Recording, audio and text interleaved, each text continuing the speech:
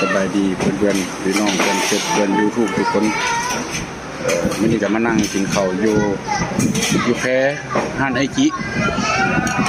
ชมวิวแคมป์แม่น้ำคลองหนองคายเด้อชมวิวแล้วก็มีเรือนักท่องเที่ยวมาโอ้งามน่าชมสมัยที่กี้มันเป็นแพอยู่แบบแพงอนเ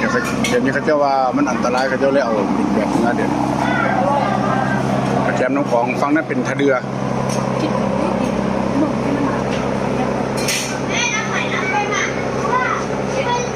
ฟังเรื่องนั้นเป็นท่าเรือเป็นท่าเรือที่เขาเจ้า